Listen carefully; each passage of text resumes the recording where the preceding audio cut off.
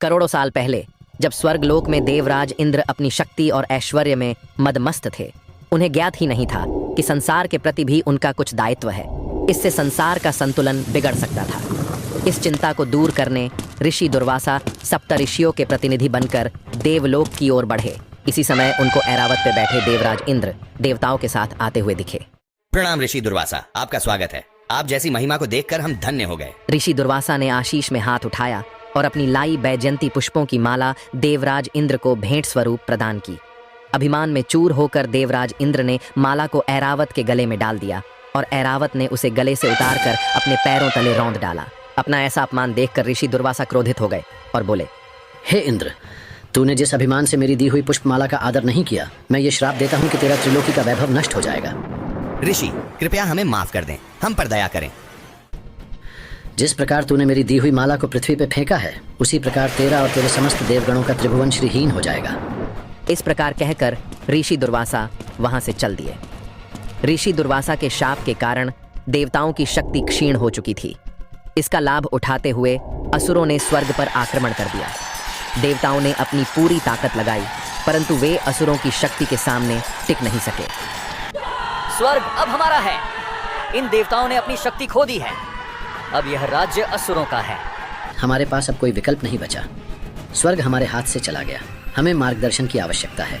चलो भगवान ब्रह्मा के पास चलते हैं। इस विपदा का हल ढूंढने सभी देवता ब्रह्मा जी के पास गए।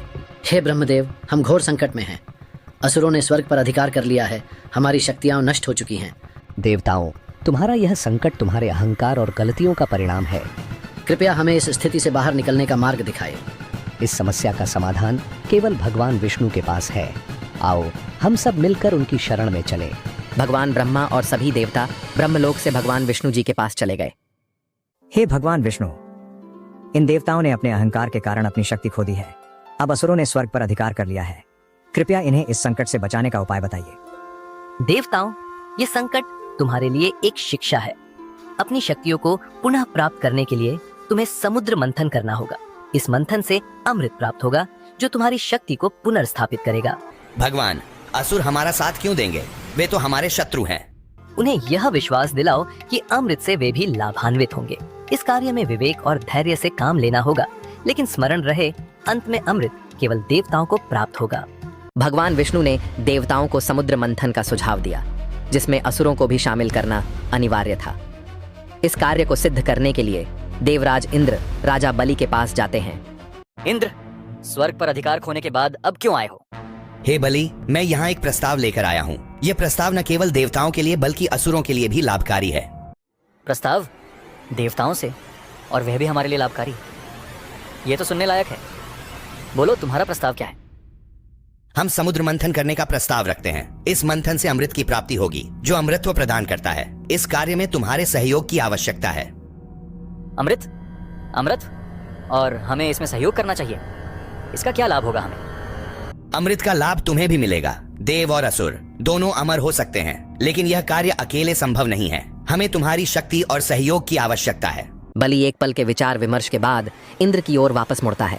ठीक है इंद्र, हम इस मंथन में सहयोग करेंगे, लेकिन याद रखना, हम अमृत में अपना हिस्सा चाहते हैं। यदि किसी प्रकार की चालाकी हुई तो उसके परिणाम की जिम्मेदारी तुम्हारी होगी। हमारी ओर से किसी प्रकार का छल नहीं होगा। यह मंथन हम सबके लिए लाभकारी होगा। इस प्रकार इंद्र और बलि के बीच सहमति बनी। देवताओं और असुरों ने मिलकर समुद्र मंथन की तैयारी शुरू कर दी। भगवान विष्णु ने कूर्म अवतार धारण कर मंदराचल पर्वत को अपने पीठ पर स्थिर किया। इस प्रकार समुद्र मंथन का कार्य शुरू हुआ। समुद्र मंथन से सबसे पहले एक भयंकर विष निकला। उसके बाद कामधेनु दिव्य गाय फिर प्रकट हुआ।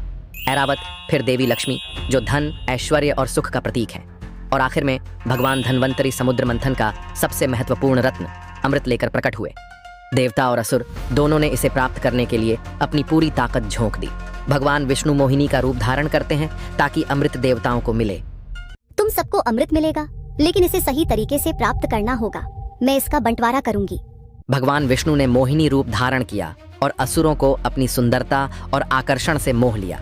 असुरों ने विश्वास किया कि मोहिनी उन्हें अमृत का वितरण करेगी, लेकिन वह अपनी चतुराई से देवताओं को अमृत दिलाने में सफल हुए। यह धोखा था। हमें अमृत नहीं मिला। हम इसका पीछा करेंगे।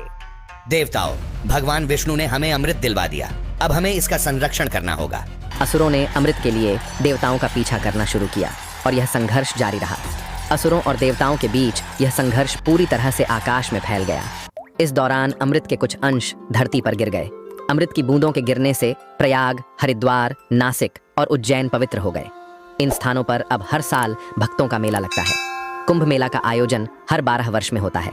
यह समय चक्र ब्रह्मांडीय घटनाओं से जुड़ा हुआ है, जब सूर्य, चंद्रमा और बृहस्पति ग्रह इन 4 पवित्र स्थानों के ऊपर विशेष रूप से स्थित होते हैं, तो यह समय कुंभ मेला के आयोजन के लिए उपयुक्त माना जाता है। तो यह थी ऋषि दुर्वासा के शाप और कुंभ मेले की पवित्र यात्रा। एक शाप से उत्पन्न हुई यह अद्भुत कथा अब हमारे लिए एक प्रेरणा बन चुकी है। अगर आपने इस कहानी से कुछ सीखा और दिलचस्पी महसूस की तो कृपया इस वीडियो को लाइक, शेयर और सब्सक्राइब जरूर करें। इससे हमें और बेहतर वीडियो बनाने की प्रेरणा मिलेगी। धन्यवाद।